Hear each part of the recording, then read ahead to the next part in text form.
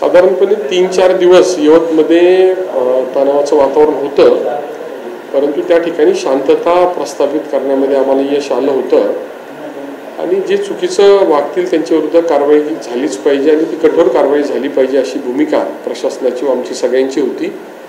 ग्रामस्थांचं सुद्धा त्याच्यामध्ये एकमत होतं आणि त्याच्या संदर्भातली पहिल्या घटनेमध्ये कारवाई झाली। दुसरी जी काही सोशल मीडियावरच्या पोस्ट संदर्भातली समस्या काल सकाळी निर्माण झाली त्याही व्यक्तीविरुद्ध तातडीनं पोलिसांनी कारवाई करून कायदेशीर प्रक्रिया सुरू केली होती। त्या दरम्यान काही गैरसमजामधून दगडफेक त्या ठिकाणी झाली किंवा काही घटना जी घडली त्यामुळे स्थिती नियंत्रणाबाहेर गेली आणि समूहाची एक मानसिकता असते त्याप्रमाणे त्याच्यावर कुणाचंही नियंत्रण नसल्यामुळे आणि कदाचित कुणीच नेतृत्व करतंय आणि कुठं जायचं हे माहीत नसल्यामुळे विस्कळीतपणा आला होता। परंतु या गावची बैठक ही सामाजिक चांगली आहे त्यामुळे लगेच तासभरामध्ये स्थिती नियंत्रणामध्ये आली। पोलिसांनी त्यांच्या परीने प्रयत्न केले आणि नागरिकांनी सुद्धा सहकार्य केलं त्यामुळे अवघ्या तासाभरामध्ये स्थिती नियंत्रणामध्ये आली आणि घटना मोठी निश्चित घडलेली आहे। परंतु त्या ठिकाणी नियंत्रण करत असताना सगळ्या समाजातील सगळ्या घटकांनी आपलं योगदान ही शांतता प्रस्थापित करण्यासाठी दिलेलं आहे। त्यामुळे घटना ही अनुचित प्रकार जरी घडला असला तरी तातडीनं त्याच्यामध्ये नियंत्रण मिळवलं ही सुद्धा चांगली गोष्ट आहे आणि त्यानंतर पोलिसांना सगळेजण सहकार्य करतायत आणि स्थिती ही शांततापूर्ण मार्गाने पुढे जाईल असा प्रयत्न प्रशासन आणि आमचा सगळ्यांचा चालवला। दादा 26 जुलै रोजी एकंदरीत छत्रपती शिवाजी महाराजांच्या मूर्तीची तोडफोड करण्यात आली। त्यानंतर राष्ट्रवादीचे आमदार संग्राम जगताप किंवा भाजपचे आमदार उदय फडणवीस यांची हिंदू जनाक्रोश सभा यवतमध्ये झाली होती। दुसऱ्या दिवशी जे पोस्ट सोशल मीडियावरती झाली एकंदरीत हा 5-6 दिवसाचा कालावधी लोटला। यामध्ये कुठेतरी ही घटना पोलिसांच्या माहिती कमी पडल्यामुळे किंवा ही घटना अशी घडली याला कुठेतरी कमतरता पोलिसांची जाणवते। काय होतं की काही घटना घडली की पोलीस हा अतिशय सोपा विषय आरोप करण्यासाठी असतो त्यामुळे अशा प्रकारचे आरोप होत असं मी पोलिसांची बाजू घेणार नाही, परंतु जे चुकीचं आहे त्याला मी निश्चितपणे चुकीचं म्हणेल आणि त्यामुळे पहिल्याच दिवशी ज्यावेळी घटना घडली मी स्वतः पोलीस स्टेशनला गेलो, संबंधितांवर कठोर कारवाई करण्यासंदर्भातल्या सूचना केल्या। मी सूचना करण्यापूर्वीच पूर्ण प्रशासनाने त्याची तयारी केलेली मी पाहिलेली आहे आणि त्याप्रमाणे 3 दिवस अथक प्रयत्न करून संबंधिता जे काही आरोपी होता त्याला पकडलं, त्याला अटक केली, त्याच्या विरोधात कारवाई झाली। त्यामुळे ती जी घटना चुकीची झाली त्याच्यामधून योग्य ती खबरदारी पोलिसांनी घेतली असं माझं मत आहे आणि शेवटी लोकांच्या सामाजिक भावना असतात त्याप्रमाणे त्या दिवशीची सभा झाली आणि सभा एवढी मोठी होऊन सुद्धा ती शांततेनं पार पडली। पोलिसांनी त्यांचं काम व्यवस्थित केलं, सगळ्यांशी समन्वय ठेवला, सगळ्यांशी संवाद ठेवला। त्यामुळे त्या दिवशीची घटना होईपर्यंत म्हणजे कालची घटना होईपर्यंत परवापर्यंत सगळं व्यवस्थित पार पडलं होतं। कालची घटना जी घडली ज्याच्यामध्ये सोशल मीडियाच्या पोस्टच्या माध्यमातून अस्थिरता आली त्यामुळे परंतु पोस्ट ज्यांनी केली त्याला तातडीनं अटकही करण्यात आली, काही मिनिटांमध्ये अटक झाली आणि ती अटक झाल्यानंतर गावचं एकमत सगळ्या समाजाचं झालं होतं की अशा प्रकारे अपप्रवृत्तींना आपण कुणी धारा देऊ नये आणि सगळ्या समाजाने त्याच्यामध्ये एकमत केल्यानंतर काही समाजातील अपप्रवृत्तींनी याच्यामध्ये काही चुकीचं करण्याचा प्रयत्न केला आणि त्यामुळे तेवढ्या तासभरामध्ये दगडफेक झाली, काही घटना घडल्या, पण त्याच्यामध्ये ती सामुदायिक भावना होती असं मी म्हणणार नाही। तर काही लोकांनी त्या ठिकाणी दुष्कृत्य केल्यामुळे स्थिती नियंत्रणाच्या बाहेर गेली होती, परंतु जबाबदार घटकांनी स्थिती लगेच तासभरामध्ये नियंत्रणामध्ये आणली ही सुद्धा वस्तुस्थिती आहे। त्यामुळे एकाच घटनेमुळे असं काही घडलं असं म्हणणं योग्य ठरणार नाही। हा एक घटनांची एक मालिका तिथं घडत गेली आणि त्याचा ज्यांनी त्यांनी ज्याच्या पद्धतीने अर्थ काढला त्यामुळे गैरसमजातून बऱ्याचशा गोष्टी घडल्या। हे काल सुद्धा मी तिथं बैठक घेतल्यानंतर निदर्शनास आलं आणि गैरसमजातून झालंय आता आपण गावचं हित पाहिलं पाहिजे या विचारानंच त्या ठिकाणी शांतता प्रस्थापित झाली। नाही तर काय ज्याला इथं काय घडलंय त्याची प्रत्येक दिवसाची प्रत्येक तासाची माहिती असेल त्यांनी त्याच्यावर बोलणं योग्य होईल आणि कुठली घटना घडली तर त्याचं राजकारणच केलं पाहिजे हे काही योग्य नाही। मी या ठिकाणी काम करताना त्या 5-7 दिवसामध्ये जात धर्म पक्ष याच्या पुढे जाऊन सगळ्यांना बरोबर घेऊन गाव शांत ठेवण्याचा प्रयत्न केला आणि मला वाटते महाराष्ट्रातील सगळ्या राजकारण्यांची भूमिका ती असली पाहिजे. शेवटी आमच्यावर थोडी मतदारसंघ माझा आहे, परिसर आमच्या सगळ्या संबंधित सहकाऱ्यांचा आहे आणि या नागरिकांची जबाबदारी त्यांचा विधानसभेतील प्रतिनिधी म्हणून माझ्यावर जादाची आहे. या भावनेतून माझं सगळ्यांना एकच आव्हान राहील की राज्याच्या राजकारणाचा आराखडा त्या ठिकाणी राहू द्या. आमचा तालुका कसा शांत राहील, ते गाव कसं शांत राहील याच्या बाबतीत सहकार्य करा आणि मग आपल्याला राज्याचं राजकारण पडलेलं आहे त्या ठिकाणी राजकारण करावं अशी माझी सगळ्यांना सूचना आहे. 26 तारखेला ही घटना घडली, त्यानंतर 31 तारखेला सभा होती. मात्र 31 तारखेला सभेमध्ये काही भाषणामध्ये काही मुद्दे मांडले जातात आणि त्यानंतर कुठेतरी समाज हा उद्रेक करतो. काय एकंदरीत त्या सभेमधूनच खरं तर समाजाला पेटवण्यात आलं. आपल्याकडे सगळ्यांना अभिव्यक्ती स्वातंत्र्य दिलेलं आहे, त्यामुळे त्याचा वापर आपण कसा करावा आणि राज्यघटनेमध्ये आपली जी कर्तव्य आहेत ती कशी करावी हा प्रत्येकाने घ्यायचा कॉल आहे. परंतु एखादी घटना घडल्यानंतर त्याच्यावर विचारमंथन करत असताना कल्पना शक्ती वापरून हे असं घडलं असेल याला काही अर्थ नाही. माझ्या दृष्टीनं त्या ठिकाणी ज्यांनी दुष्कृत्य केलं त्याच्या विरोधात कारवाई झालीच पाहिजे. जी घटना घडली ती वस्तुनिष्ठ असली पाहिजे, त्याची तपासणी योग्य रीतीनं झालं पाहिजे, दोषी आहे त्यावर कारवाई झाली पाहिजे आणि पुढे होऊ नये म्हणून सगळ्यांचा संवाद साधला पाहिजे. इथपर्यंतची माझी भूमिका आहे. ह्याच्यामुळं असं झालं असेल याला कुठलाही शास्त्रीय आधार नाही, कुठलेही त्या ठिकाणी पुरावे नाहीत. असंच घडल्यामुळे असंच झालंय असंच म्हणता येईल असंही कुठली तिथली स्थिती नाही.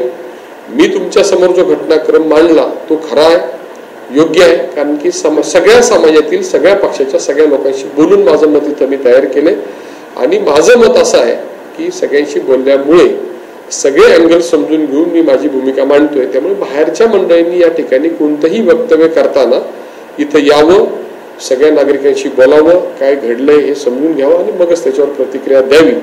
त्यामुळे असं या सभेमुळे असं घडलं असं मला वाटत नाही. गावकऱ्यांच्या याच्यामध्ये बाहेरची लोक होते असं बोललं जातं, नेमकं त्या ठिकाणी होते, तुम्हाला काय माहिती? आता काल खरं तर ती घटना घडली त्यावेळी या सगळ्या घटना CCTV मध्ये त्याचं चित्रण झालेलं आहे आणि बऱ्यापैकी स्पष्टता त्याच्यामध्ये दिसते. त्यामुळे कोण होतं हेही तपासावं लागेल आणि त्याची भूमिका काय होती तपासावं लागेल. काही ठिकाणी काही त्या ठिकाणची मंडळी त्या ठिकाणी होती परंतु त्याची भूमिका शांतता प्रस्थापित करण्याची असेल तर त्याची भूमिका योग्य आहे हे तपासून पाहावं लागेल आणि काही लोकांची भूमिका दगडफेक करून अशांतता निर्माण करणं ही होती. त्यांची भूमिका नक्की काय होती तपासायला लागेल.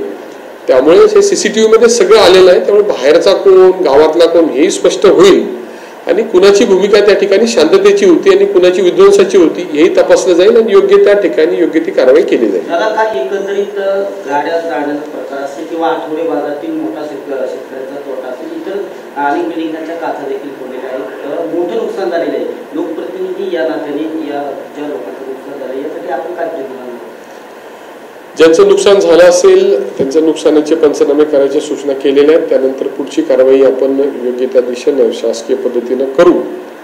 परंतु या सगळ्या प्रक्रियेमध्ये मी एक सूचना म्हणजे अगदी पहिल्या दिवशी 26 तारखेची घटना घडली त्या दिवशीच मी पोलीस प्रशासन आणि महसूल प्रशासनाला केल्या. त्याचा मी 3 दिवसापूर्वी रिव्ह्यू पण घेतला आणि दोन्ही यंत्रणांनी अशा प्रकारची सामाजिक भावना भविष्यामध्ये ज्या ज्या ठिकाणी दुखावली जायची शक्यता आहे अशी ठिकाणं शोधून अशा घटनांची पुनरावृत्ती होऊ नये यासाठी आवश्यक त्या उपाययोजना करण्यासंदर्भातली तयारी करण्यासाठी सूचना केलेल्या आहेत आणि ही घटना घडली तशी घटना इतरत्र घडू नये म्हणून आम्ही त्या ठिकाणची सामाजिक सगळी समीकरणं समजून घेऊन आवश्यक ते कंपाऊंड्स असतील ग्रिल्स असतील ते करण्याची आम्ही तयारी केलेली आहे. त्यामुळे पुढच्या काळामध्ये सुद्धा ही शांतता प्रस्थापित करण्यासाठी आम्ही प्रयत्न करू. यवत गावामध्ये अनेक तरुण खरं तर आता गाव सोडून बाहेर पळतात. धरपकड खरं तर पोलिसांकडनं सुरू आहे.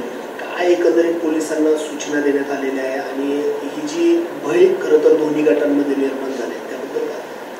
हे बघा त्यात दोन्ही गट तुम्ही म्हणताय ते मला काही योग्य वाटत नाही. तिथं सगळ्या प्रक्रिया करताना सगळ्या समाजातील मंडळी एकत्र होती ही माझी माहिती आहे. मी त्या ठिकाणी वारंवार दर तासाला दर अर्धा तासाला संपर्कात होतो. त्यामुळे कोणत्याही समाजातील मग त्याच्यामध्ये कोणत्याही समाजाचा व्यक्ती असेल त्यांनी चुकीचं केलंय आणि त्याला आम्ही प्रोत्साहन देतोय अशी कुणाचीही त्या कोणत्याही समाजाची कुठल्याही समाजाची त्या ठिकाणी भूमिका नव्हती.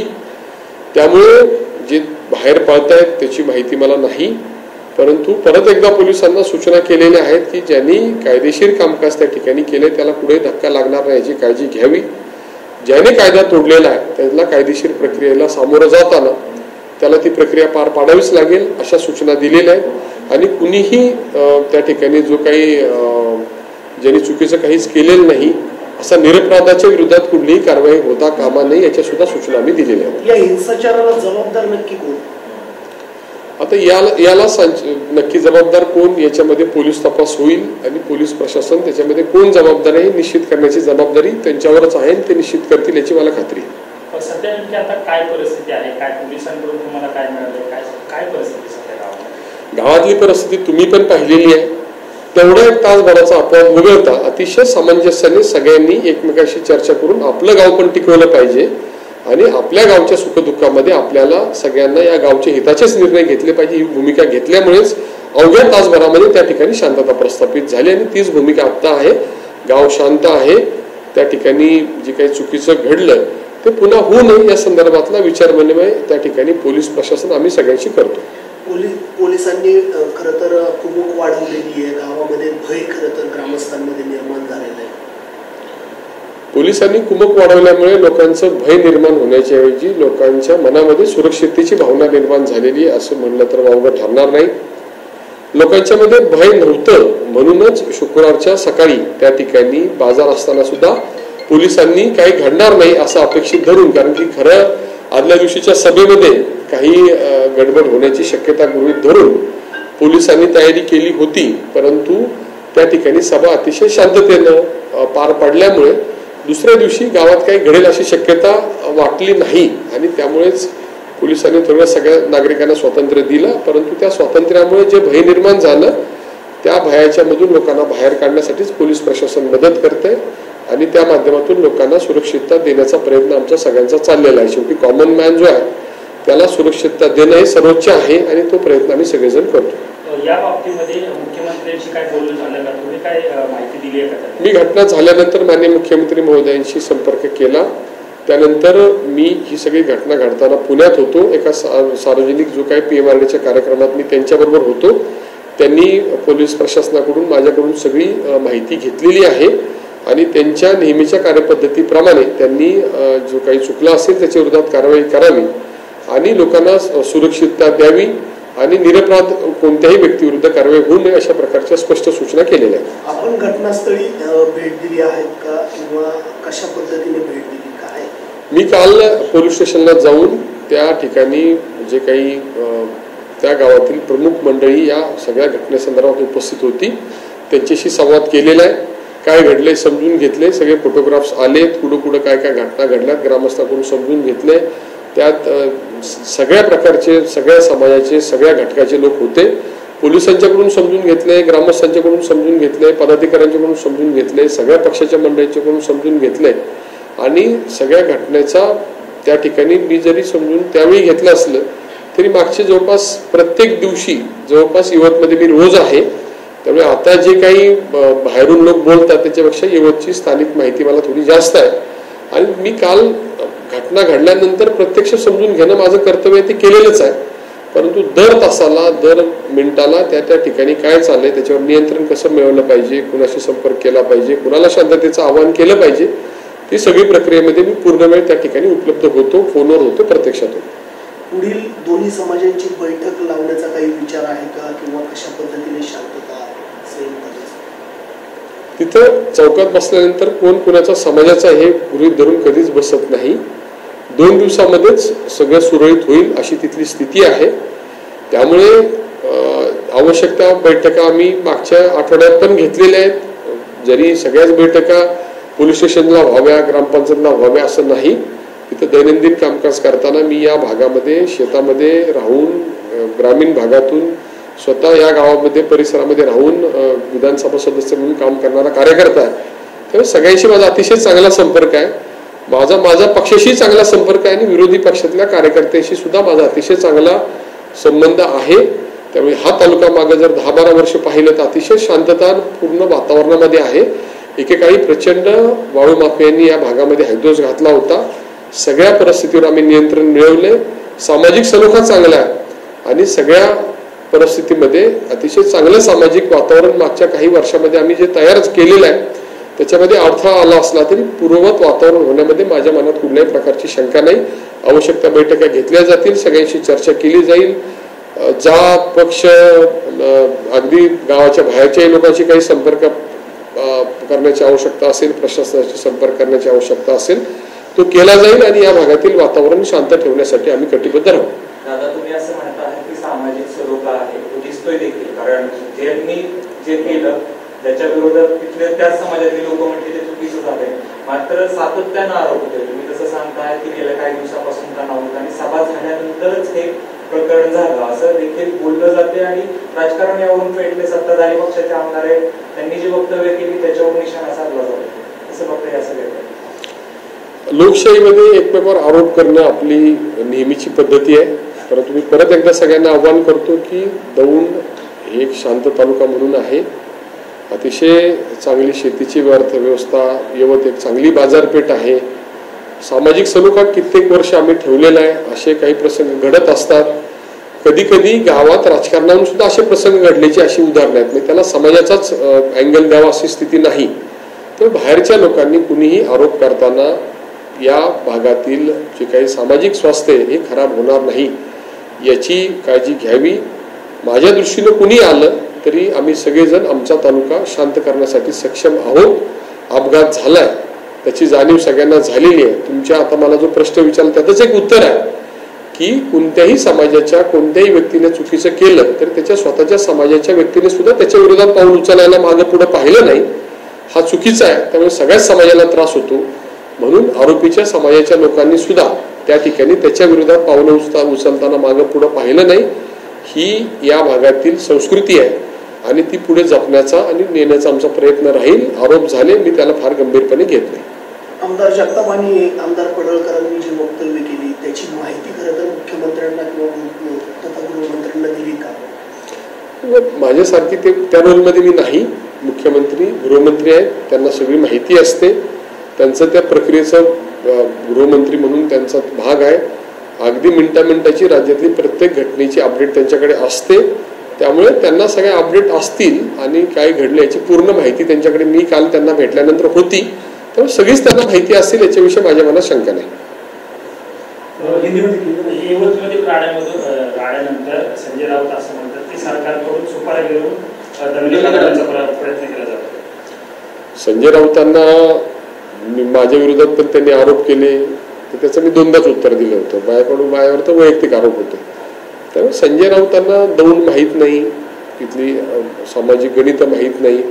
मुंबईत बसून बोलणं सोपं आहे. त्यांना फारच दौंड तालुक्याविषयी प्रेम असेल त्यांनी यावं, इथं लोकांच्या बैठका घ्याव्या, काय घडलंय ते समजून घ्यावं, त्याच्यामध्ये दौंड आणि यवत शांत ठेवण्यासाठी योगदान द्यावं आणि ते केलं तर निश्चित मी पण त्यांच्या त्या प्रयत्नाला सहाय्य करेल. परंतु मुंबईत बसून यवतमध्ये काय घडलंय याच्यावर वक्तव्य करणं योग्य नाही एवढंच मी त्यांना सांगेन. याआधी किरकोळ सोमोजोपाच्या अशा काही घटना खरं तर दौंड तालुक्यामध्ये घडल्याचं पाहायला मिळतंय. मग जाणून बुजून कुठेतरी एखाद्या समाजाला टार्गेट केलं जातंय असं मला काही तसं दिसलं, म्हणजे जाणीवपूर्वक काही घडते असं दिसलं नाही. आणि काही घटना घडत असतात त्याच्यातून समाजाची भावना व्यक्त होत असते. त्या पद्धतीने ही व्यक्त झाली, थोडी जास्त झाली. त्यामुळे असं काही कोण ठरवून करते असं मी म्हणणार नाही. मी एक राजकारणी आहे, मलाही राजकीय बरीचशी वक्तव्य करता येतात. परंतु आमची जबाबदारी या भागातील सामाजिक स्वास्थ्य चांगली ठेवणं आहे. ती जबाबदारीतून मी नक्की सांगतो की मी कुणावरही राजकीय आरोप करणार नाही, राजकीय मी बोलणार नाही. आज समाज संकटामध्ये आहे, गावावर संकट आहे, त्याच्यामध्ये त्या गावच्या हितासाठीच आम्ही योग्य ती पावलं उचलू आणि त्यामुळे कुठलंही राजकारण या ठिकाणी नाही आणि ते मान्य करायला मला कुठलीही अडचण वाटत नाही.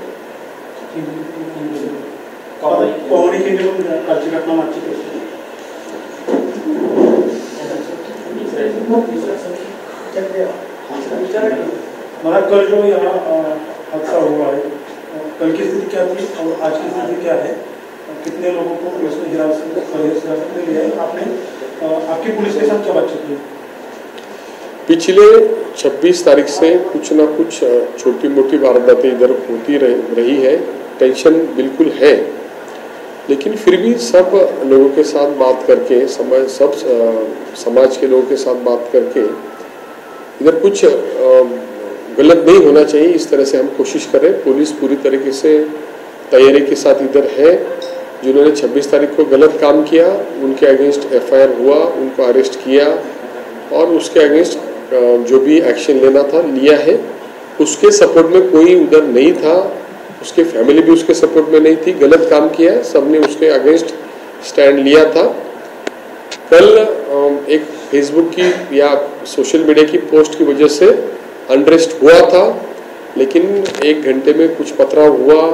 उसके बाद पुलिस और सब प्रशासन ने सिचुएशन कंट्रोल में ली है। अभी उधर शांततापूर्वक स्थिति में सब गांव है। अभी कलेक्टर से लेके SP साहब से CM साहब तक सब स्थिति पे नज़र रखे हुए हैं। हम इधर सबके साथ बात कर रहे हैं। अभी पूरी सिचुएशन कंट्रोल में है और कल ही सभी समाज के लोगों ने बैठ के ये तय किया कि अभी शांति से जो भी होगा वो शांति से करने के लिए सब कोशिश करेंगे और जो कल गलत हुआ वो ना हो इसलिए सब कोशिश करें।